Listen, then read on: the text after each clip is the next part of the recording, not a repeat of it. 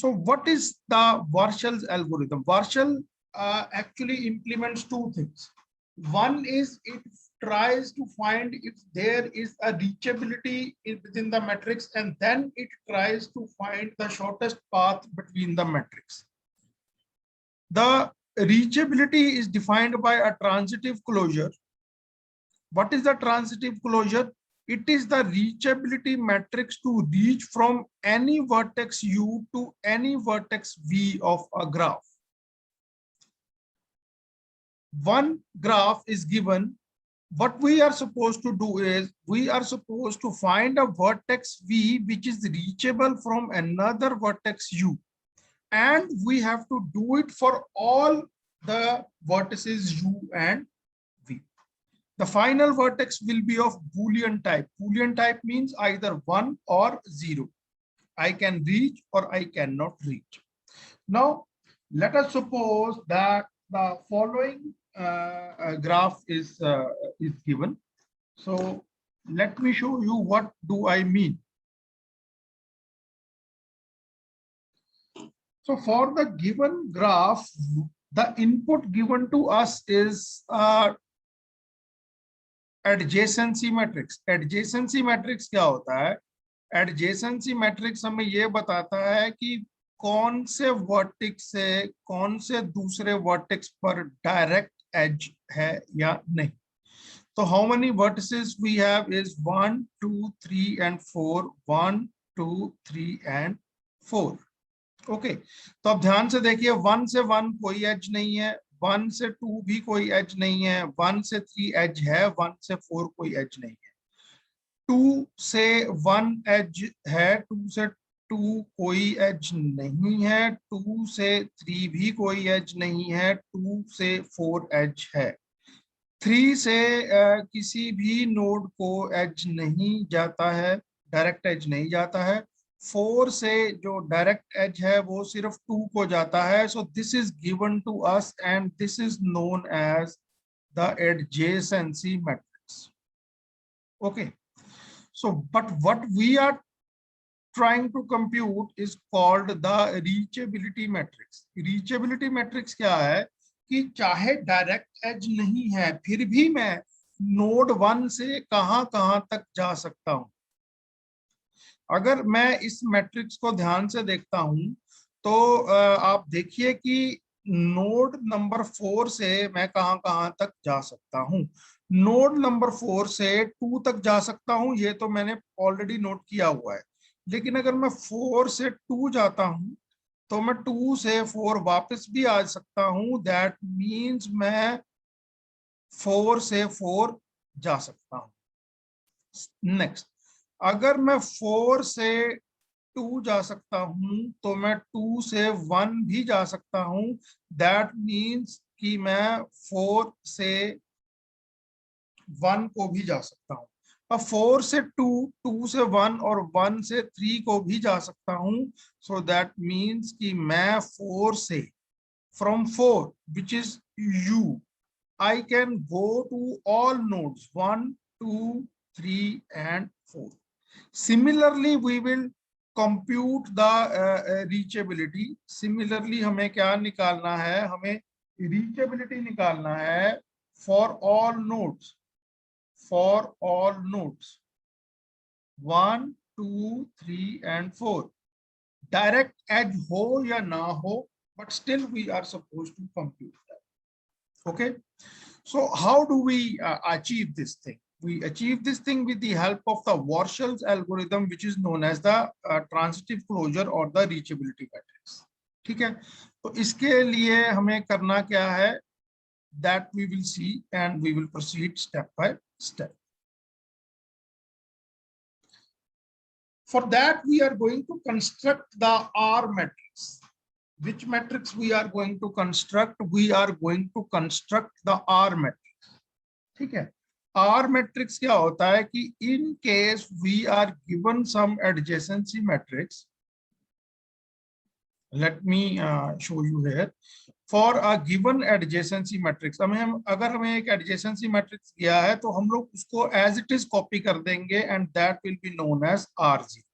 तो R0 कैसे construct होगा, कॉपी कर देंगे A को R0 के।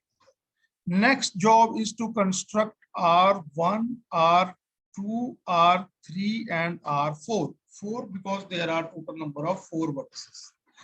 R1 कैसे कंप्यूट होगा, R1 will be computed with the help of R0 और इसकी दो वैल्यूज पॉसिबल हैं, एक तो ये और एक तो ये। हमें ये दो वैल्यूज को चेक करना है।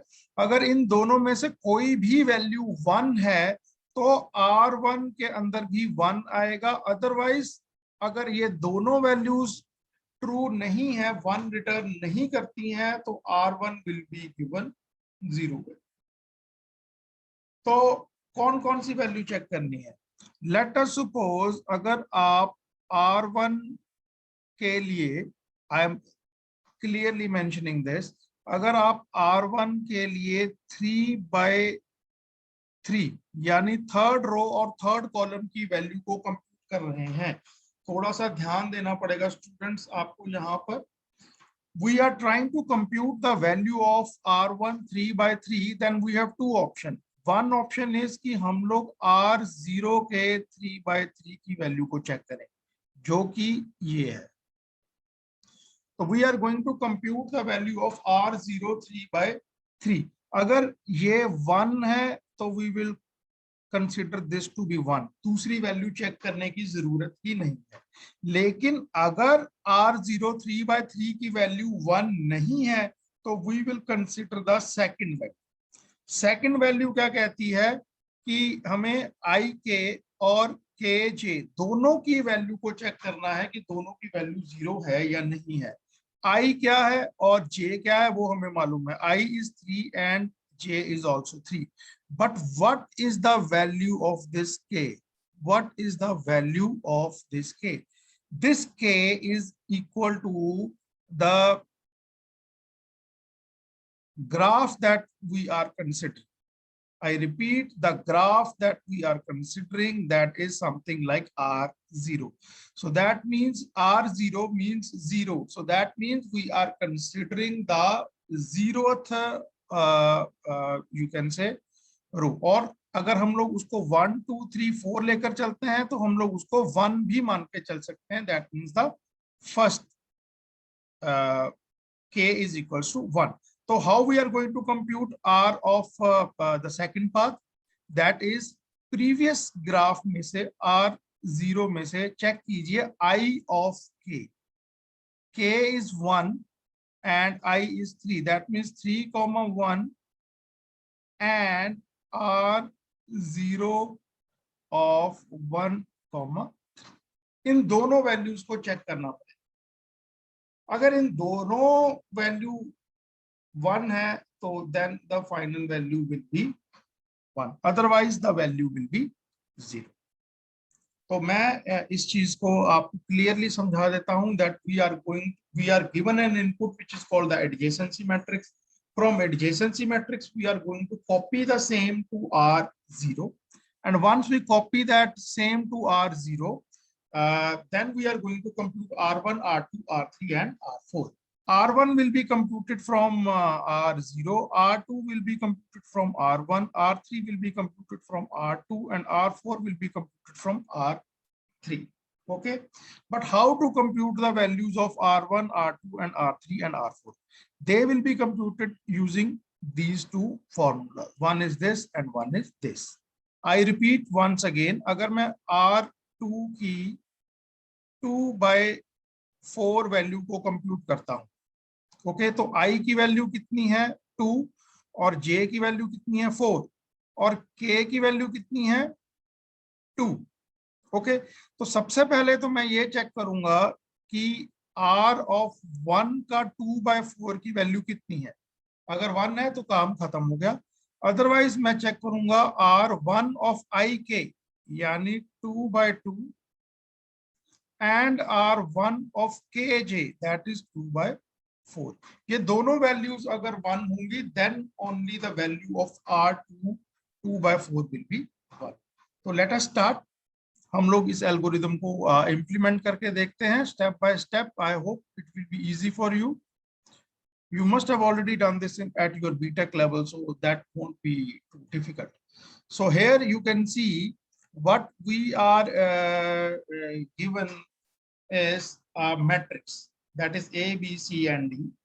And what is A? A is called the adjacency matrix. आप डायरेक्ट एज कहां से कहां तक है, तो अभी हम लोग देख लेते हैं ए से डायरेक्ट एज कहां पर है। ए से डायरेक्ट एज कहां है, सिर्फ बी को, तो आप देख सकते हैं सिर्फ बी 1 है, बाकी सब कुछ 0 है। बी से डायरेक्ट एज सिर्फ डी पर है, तो ये देखिए। सी से कोई भी डायरेक्ट एज नहीं है, तो सारा का सारा 0 है। और आप डी से देख सकते हैं एज कहाँ जाती है। डी से एज जो है वो सी को भी जाती है और ए को भी जाती है, तो दोनों 1 है। What is this matrix called? This is called the adjacency matrix, which means a matrix that shows the direct edges of a given graph. So what is the first thing that we are going to do is we are going to compute the matrix R0. I told you what is R0. R0 is the copy of A, that is your adjacency matrix. तो R0 को compute करना बहुत ही simple है।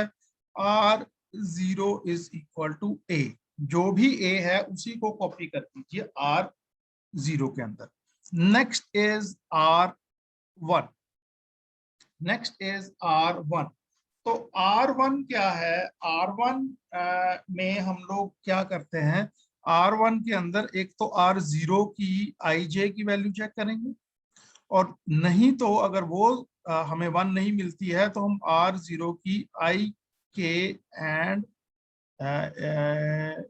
KJ ये दो values check करेंगे। अगर ये दोनों 1 है तो हमारा 1 है। एक चीज का ध्यान रखिए, जब हम इसको सॉल्व करेंगे तो the paradigm that we are using is called the dynamic paradigm. Dynamic programming हमें करनी ही है, तो हम लोग एक तरह से डायनामिक प्रोग्रामिंग का एक एग्जांपल भी देखने वाले हैं। ओके, तो लेट अस स्टार्ट। सबसे पहले हमें ये कंसीडर करना है कि हम कौन कौन सी वैल्यूज को चेंज करने वाले हैं। ठीक है, यहाँ पर क्योंकि हम लोग R0 से R1 पर आ रहे हैं, तो मैंने जो 0th या फर्स्ट जो ये जो आपका फर्स्ट रो या फर्स्ट कॉलम है इसको हाईलाइट किया हुआ है। यहाँ पर ऑथर ने फर्स्ट रो और फर्स्ट कॉलम को हाईलाइट किया हुआ है, यानी ये वाली वैल्यूज चेंज नहीं होंगी। जब ये वाली वैल्यूज चेंज नहीं होंगी तो इनको एज इट इज ही हम लोग कॉपी कर लेंगे। आप देख सकते हैं that these values have been copied as such. Okay, next what is remaining is these 9 values are remaining. इन 9 वैल्यूज में से दो वैल्यूज ऑलरेडी 1 है, एक ये वाली और एक ये वाली, तो ये तो पिछले में से कॉपी हो जाएंगी 1 and 1, तो हमें ये भी कंप्यूट करने की जरूरत है। तो बाकी कितनी बची? बाकी बची हमारे पास 7 वैल्यूज। तो हमने ये चेक करना है कि इन 7 वैल्यूज में से कौन कौन सी वैल्यू के लिए R0 of ik and R0 of kj true है। दोनों की वैल्यू 0 होनी चाहिए, यानी रो की भी और कॉलम की भी। तो उसके लिए क्या है, हम लोग सिर्फ उन वैल्यूज को कंसिडर करेंगे या चेक करेंगे जिनकी रो और कॉलम जो हमने हाईलाइट किया है वो दोनों 1 हो, otherwise there is no need. इसका मतलब क्या है वो मैं आपको अभी समझा देता हूं। देखिए, रो एंड कॉलम दोनों की वैल्यू 1 होगी तभी 1 आएगा। अगर मैं ये हाईलाइटेड में से अगर मैं इसको उठाता हूं और इसको उठाता हूं तो ये दोनों 1 नहीं है, और क्योंकि ये दोनों 1 नहीं है तो इसका मतलब क्या है कि इसके कॉरेस्पॉन्डिंगली हम लोग जो वैल्यूज को ढूंढ रहे हैं वो 1 नहीं हो सकती हैं। यानी ये 0 है तो इसको ये हमेशा 0, इसको इसमें कोई चेंज नहीं आने वाला। ये भी 0 है तो यहाँ पर भी कोई चेंज नहीं आने वाला है। ये 1 है तो देयर इज अ पॉसिबिलिटी कि इन तीनों में से किसी वैल्यू में चेंज आ सकता है। अब रो वाइज चलिए, अगर D 0 है तो यहाँ पर भी कोई चेंज नहीं आने वाला। अगर यहाँ पर 0 है तो यहाँ पर भी कोई चेंज नहीं आ सकता, लेकिन यहाँ पर 1 है, यानी देयर इज अ पॉसिबिलिटी कि this and this could turn out to be 1, and if it turns out to be 1, then this will be considered as 1, then this will be considered as 1. तो ये है कौन सा रो, ये कौन सा रो है, तो आप चेक कर सकते हैं, this is R1 of row comma column, यानी 4/2। हम लोग 4/2 की वैल्यू निकालना चाहते हैं, तो इसके लिए हमें चेक करना क्या पड़ेगा, R of 0 of 4/1 and R of 0 of 1/2 की वैल्यू चेक करनी पड़ेगी। ये मालूम है क्यों, मैं आपको एक बार फिर से रिपीट कर रहा हूं, हमने कौन सी वैल्यू निकालनी है, R1 of 4/2। आई रिपीट, हमने R1 of 4/2 की वैल्यू निकालनी है, तो I is equal to 4, J is equals to 2, and K is equal to 1. And what is the formula? The formula is R of I comma K and R0 of K comma J. तो आप ध्यान से देख सकते हैं, this is 4/1 and this is 1/2। तो check करते हैं कि क्या वैल्यू है। अब हम लोग वैल्यू को चेक करने वाले हैं। तो सबसे पहले चेक करेंगे कि 4/1 की वैल्यू कितनी है। What is the value of 4/1? 4/1 is right, and 1/2 is also 1, so this becomes 1. So this is the only value that is going to change. No other value is going to change. ठीक है, अब आप अपने output में देख लीजिए, सिर्फ this has been turned into 1, बाकी के 1 जो हैं यहां से जो मैंने उठाए हैं ये ऑलरेडी पिछले मैट्रिक्स में थे, तो सिर्फ एक ही वैल्यू चेंज हुई, बाकी को कंप्यूट भी नहीं करना पड़ा। That is our concept of dynamic programming, कि हमें मालूम है कि चेक करने की भी जरूरत नहीं है। So let us see how to compute the R2। Students please थोड़ा सा फोकस अगर आप बढ़ाएंगे तो things will be very easy for you to understand. अब हमने क्या बनाना है, R2, हमने कंप्यूट करना है R2, इसीलिए जो सेकंड रो है और सेकंड कॉलम है उसको हाईलाइट कर दिया गया है। ठीक है, यानी इन वैल्यूज को हमने चेंज नहीं करना है। अब हमें चेक करना है कि कौन कौन से वैल्यूज को चेक करने की जरूरत ही नहीं है। आप ध्यान से देखिए, this is 0, yani there is no need to check these values. This is also 0, there is no need to check these values. This is 1, so we will consider these values. Now come to the row. This is 1, so we will consider that. This is 0, this is 0, so we are not going to consider this value. This is 1, so we may consider. तो दो values हैं जो consider की जा सकती हैं, that is 0 and 0. अगर आप output में देखेंगे तो these both have been converted into 1. इन दोनों values को 1 में convert कर दिया गया है, बाकी की जो वंस हैं वो same as it is copy कर लिए गए हैं आपके पिछले मैट्रिक्स में। Now let us compute the R3। R3 compute करने के लिए क्या करना पड़ेगा, थर्ड रो और थर्ड कॉलम को हम लोग ऐसे ही हाईलाइट कर देंगे। Now this column is 0, which means we are not going to consider these values. This is also 0, which means I am not going to consider these values. And this is also 0, which means I am not going to consider these values. When everything has been marked to cross, that means no value will be changed and same will be copied. R3 is same as R2 simply because this is not going to apply. So now let us move to R4. अब हम R4 को compute करते हैं। So here comes the R4. This is the most important one. R4 is the last, you can say, matrix that we are going to compute. For which what we are going to do? हमने fourth row और fourth column को highlight कर लिया है। ये 1 है तो हम इसको कंसीडर करेंगे, ये भी 1 है तो हम इसको भी पूरा कंसीडर करेंगे, ये भी 1 है तो हम इसको भी पूरा कंसीडर करेंगे। But this is 0, that means in तीनों को कंसीडर नहीं करेंगे। बाकी दोनों 1 है तो हम इनको कंसीडर करेंगे। तो इसका मतलब क्या है, all values will be converted to 1। ये भी 1 बन जाएगा, ये भी 1 बन जाएगा, ये तीनों भी 1 बन जाएंगे। तो आप देख सकते हैं in the final matrix we have so many ones. ये चेंज हुआ है, ये भी चेंज हुआ है, ये दोनों पहले से ही थे। नेक्स्ट में ये भी चेंज हुआ है, ये भी चेंज हुआ है, ये भी चेंज हुआ है, ये पहले से ही था, इसमें कोई चेंज नहीं है। और लास्ट वन में भी कोई change. So this is the final reachability matrix. This is called the reachability matrix, and we have been able to draw this reachability matrix with the example that uses the Warshall's algorithm. कौन सी algorithm हमने use की है, हमने वॉर्शल algorithm use की है to draw the reachability matrix. Now what is the algorithm for the reachability matrix, वो हमें example से ऑलरेडी समझ में आ गया है, लेकिन फिर भी हम लोग देखें। What is the input given to us, हमें इनपुट क्या दिया गया है। तो सबसे पहले मैं आपको बता देता हूं, the input given to us is the adjacency matrix A. तो हमें ए इनपुट दिया गया है।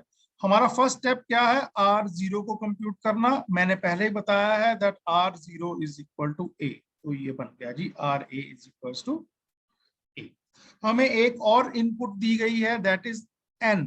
N means the number of vertices.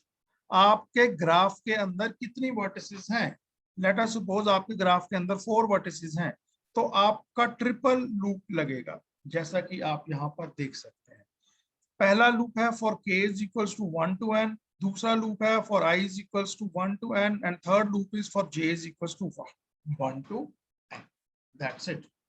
And the last step is we are only going to compute the r of k। और r of k को कैसे compute करना है, ये है उसका फॉर्मूला, और ये मैं आपको ऑलरेडी एक्सप्लेन कर चुका हूं, लेकिन फिर से आपको बता देता हूं। r of k हमें उसकी i एंड j वैल्यू निकालनी है, तो उसके लिए या तो हम लोग उसकी प्रीवियस वैल्यू को उठा लें, that means r of k minus 1, यानी पिछले मैट्रिक्स की i और j वैल्यू को चेक करें, और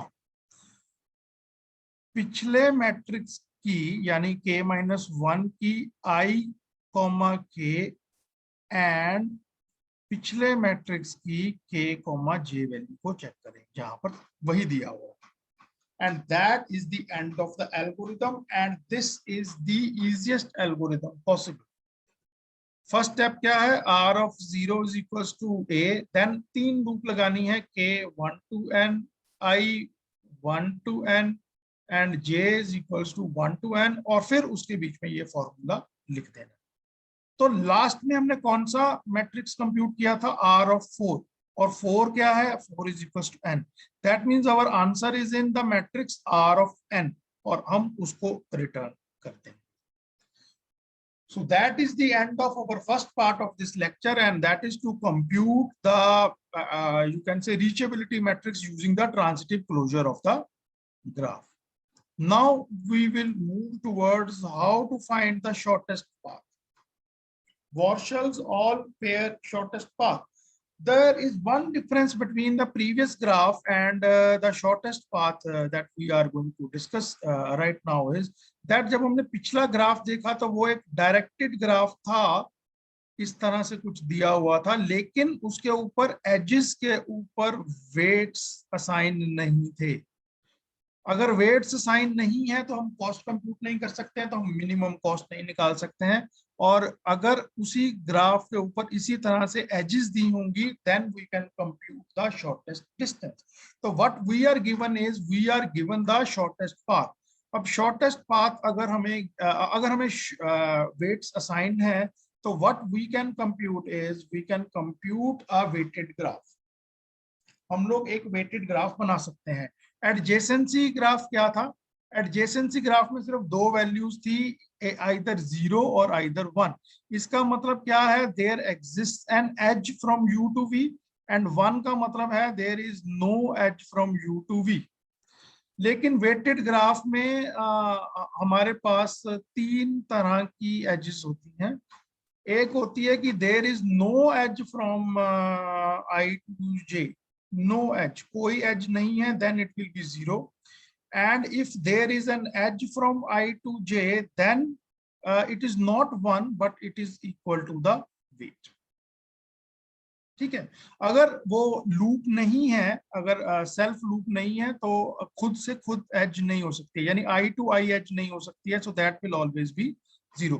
but mainly what is the difference between a normal graph and a weighted graph is, अगर दोनों में एज नहीं है तो बोथ विल बी 0, अगर एज है तो सिंपल ग्राफ में 1 होगा और दूसरे ग्राफ में it will be equal to the weight।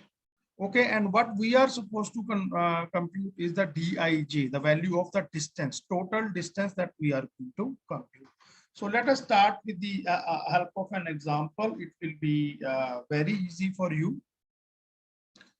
Now, what is the difference in the formula of the previous example and the new example? थोड़ा सा please ध्यान दें यहाँ पर. Let us suppose that we want to compute for R3, we want to compute 2,4। तो पिछले में क्या था, हम लोग R2 का 2/4 चेक करते थे, यहाँ हम R2 का 2/2 एंड R2 का 2/4 चेक करते थे।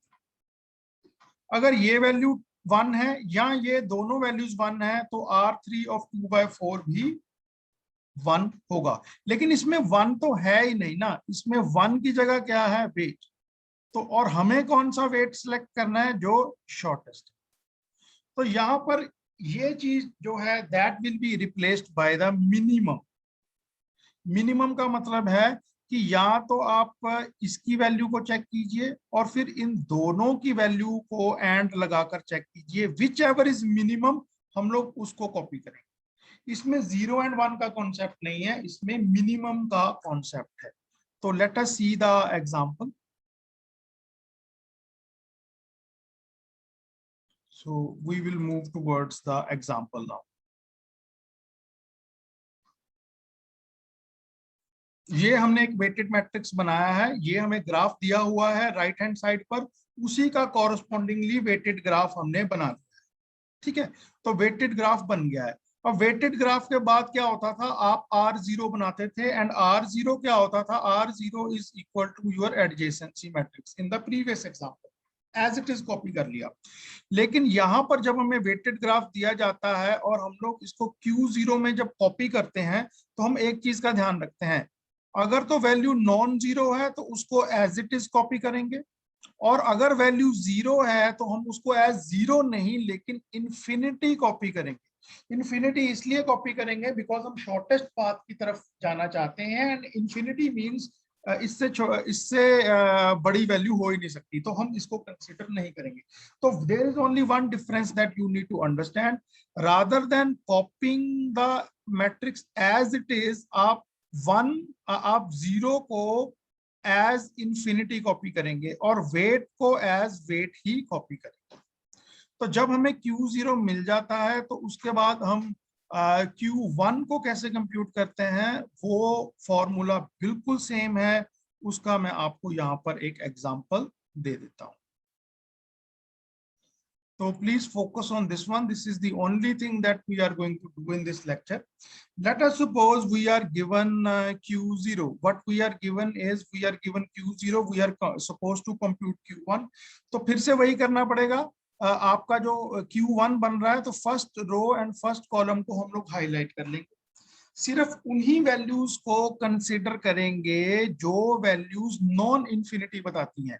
तो ये इन्फिनिटी है तो इसको कंसीडर नहीं करेंगे, ये भी इन्फिनिटी है तो इसको भी कंसीडर नहीं करेंगे, ये नॉन इन्फिनिटी है इसको कंसीडर करेंगे, ये नॉन इन्फिनिटी है इसको भी कंसीडर करेंगे, ये नॉन इन्फिनिटी है इसको भी कंसीडर करेंगे, ये इन्फिनिटी है तो इसको कंसीडर नहीं करेंगे। तो हमारे पास सिर्फ 2 वैल्यूज हैं जिनके लिए हम लोग कंप्यूट कर सकते हैं। तो कंप्यूट करके देखते हैं।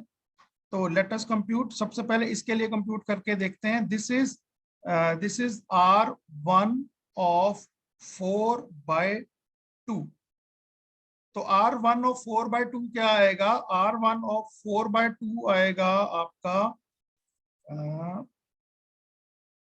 R0 of 4/1 and R0 of 1/2। 4/1 की वैल्यू कितनी है? 3। एंड 1/2 की वैल्यू कितनी है? 2। तो इसकी वैल्यू कितनी बन जाएगी? 5। तो चेक करते हैं कि क्या ये वैल्यू ही है, 5 ही है। तो उसके लिए हम लोग नीचे जाएंगे क्योंकि हमने इसको नीचे कंप्यूट किया है। तो let's go down. So we will go. So I think the time is getting very less in this lecture. We are going to rejoin and